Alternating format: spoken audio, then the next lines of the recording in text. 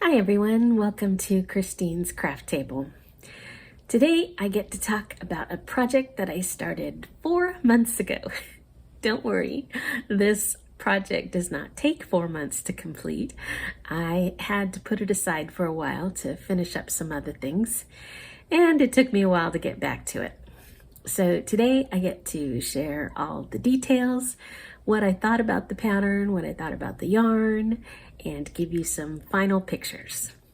Hope you enjoy. But before all that, I want to welcome some new subscribers.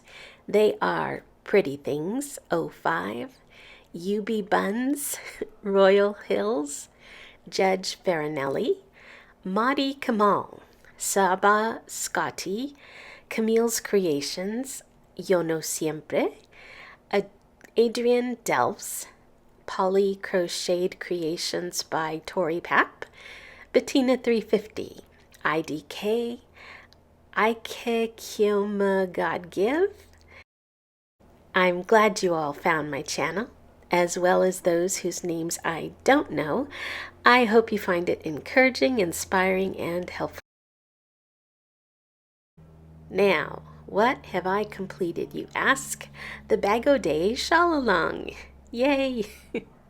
Crystal at BOD Crochet hosted this shawl along. It began in April and was released in 7 videos. The first was an introduction, and then the next 6 videos she worked the actual pattern together with us. The teaching was a bit different from her usual tutorial videos in that she was designing as she went.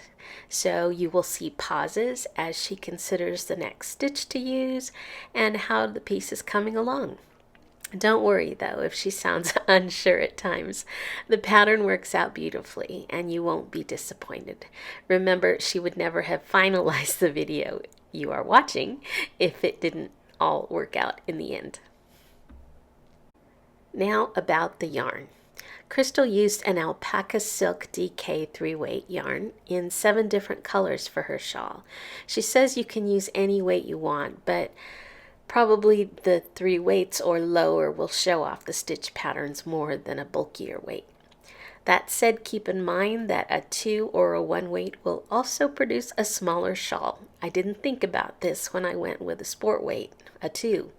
I was just thinking about the nice drape it would give me, and I had just acquired a wonderful 100% wool in a giveaway, so that's why I chose it. Crystal also recommends using a natural fiber because blocking it is important for this shawl, and apparently natural fibers will block better than acrylic. So that's why I went with the wool. You can use any number of colors you want. Many people chose a single stealth striping yarn. I chose 4 colors of Queensland Collection Rainbow Beach Pure Australian Superwash Wool. They are Parakeet, a bright lime green, Lagoon, kind of a medium tealy blue, Violet, a very pretty purple, and Spruce, which is a medium brown. This yarn was very nice to work with once I got it from Hank's to balls. I don't have a ball winder, so going from Hank to ball by hand was not a joyful experience. The wool fiber tends to stick to itself very easily, so I was fighting getting tangled up throughout the process. Basically, I draped the hank over my yarn stand and unwind it as slowly as necessary to make a ball. But once in the ball form, it was fine. I used a total of 879 yards spread over the 4 colors, Violet being the most with 262 yards, and Spruce the least with 184 yards. I would use this yarn again, absolutely. On a scale of 1 to 10 being best, I'd give it a 9 because it could be a little softer. It's totally wearable, not rough or prickly, but being wool, it's not super soft. I used a 4.5 millimeter hook. I honestly can't remember which hook I ended up using as far as the brand. I thought it was the Prim, but I noticed here in one of my earlier pictures that I had the generic hook at first. So it was one or both, I guess. I have mentioned it before. Sometimes I felt that the acrylic hook gets hung up on some yarns, but when you rub a dryer sheet over it, it works fine. So I may have ended with the prim. I just don't remember. This pattern is a fun variety of stitch patterns. It's composed of mostly basic stitches with a few exceptions. I'd say the single crochet, half double crochet, double crochet, chains, puffs, popcorn, and picot would just about cover it. There may have been some triples also. Crystal demonstrates right before you her amazing skill at putting all these stitches together in many different patterns to produce this fun, whimsical, airy, and really entertaining work of art. And you are able to add your own personality to your shawl with the colors that you choose, and even the timing of when to switch colors is totally up to you. For the most part, I chose to make my switches in color at the same points when she did, figuring that she had the pattern in her mind, so she would know when a color switch would make the stitches stand out better. One thing I also did to help me decide on when to switch colors was to keep a screenshot of her completed shawl handy, so I kind of knew what pattern was coming up next and whether or not it would be very prominent or something less noticeable. So that was really helpful that she provided her photos before we began the shawl along. I am not a fan of mystery shawl alongs. I put too much time and effort into a crochet project for me to have no idea if I'm even going to like whatever it is I'm making in the end.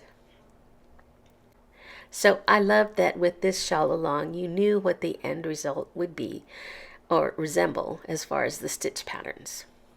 Though I have to say, just changing the colorways and types of yarns, everyone's shawl looked so unique. If you are interested in making this shawl, the tutorials are all in a playlist on Bag O' Day's channel. And I'd encourage you to check out the pictures also on her Facebook page, not only for inspiration, but it's really fun to see how all of the different shawls look.